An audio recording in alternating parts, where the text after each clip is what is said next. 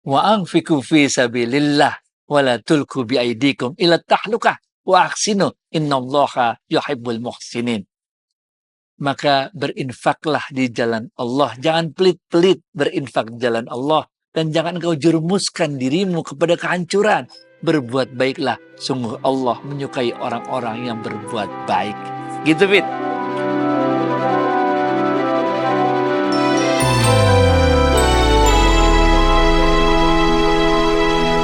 Assalamualaikum warahmatullahi wabarakatuh, sahabat Smart Skill School.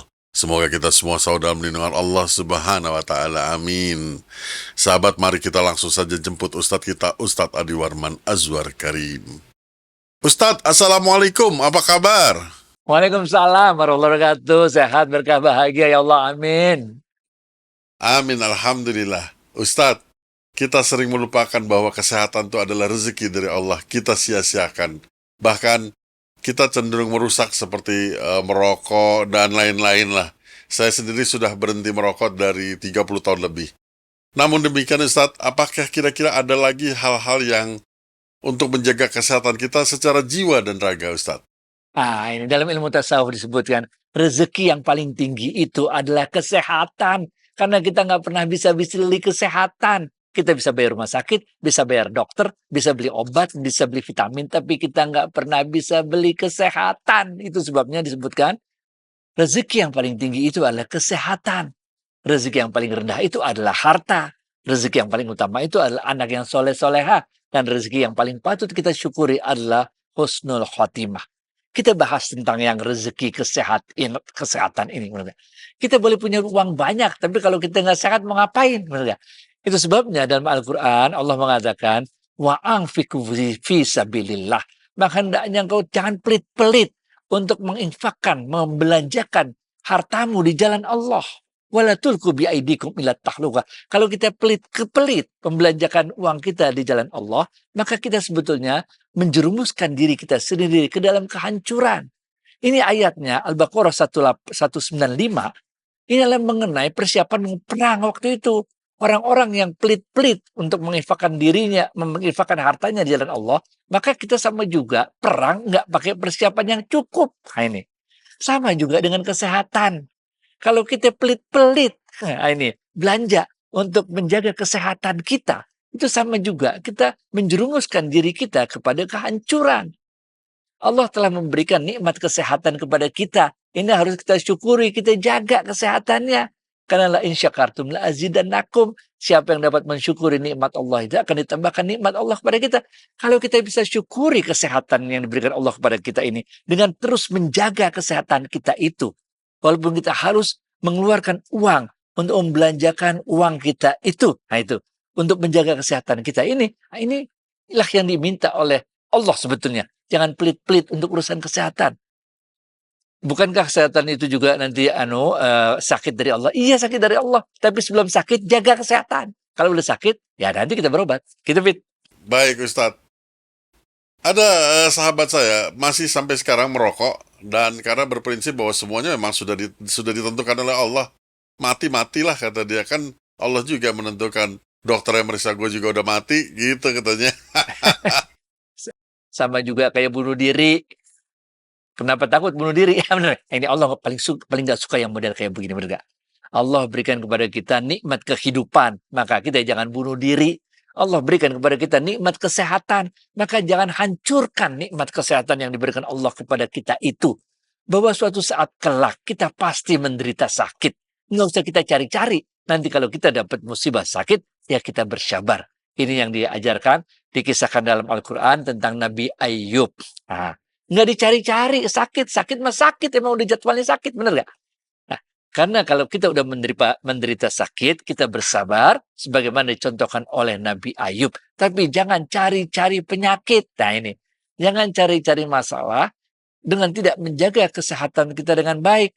Kalau itu salah jalannya. Karena itu berarti kita tidak mensyukuri nikmat yang diberikan Allah kepada kita. Ahli-ahli sufi semuanya. Ini.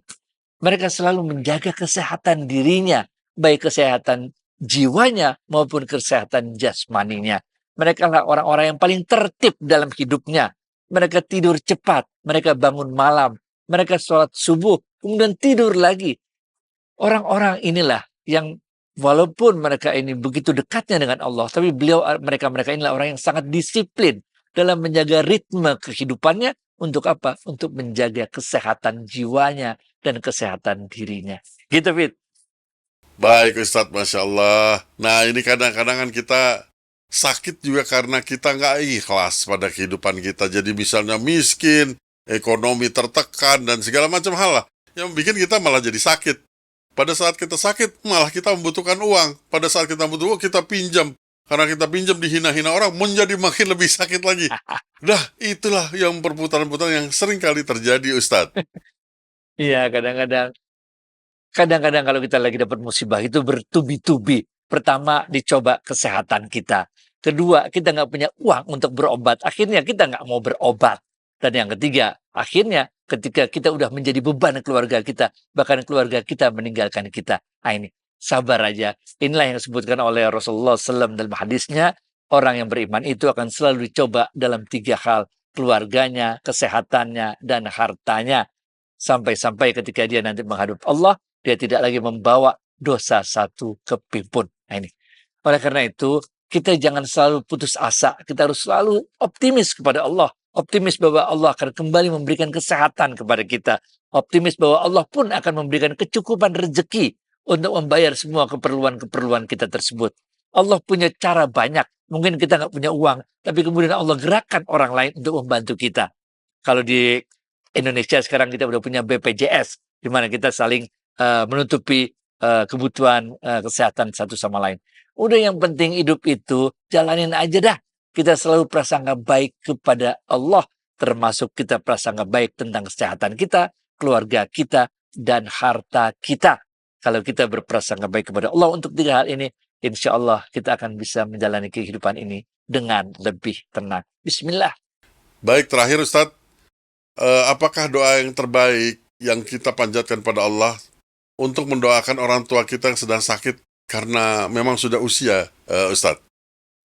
Doa kita kepada orang-orang yang udah lanjut usia dan kesehatannya udah mulai menurun, maka kita doakan kepada Allah. Yang pertama, Rabbighfirli wali walidayya warhamhuma kama rabbayani shaghira. Wahai Allah, kasihilah orang tua kami ini sebagaimana mereka mengasihi kami ketika kecil.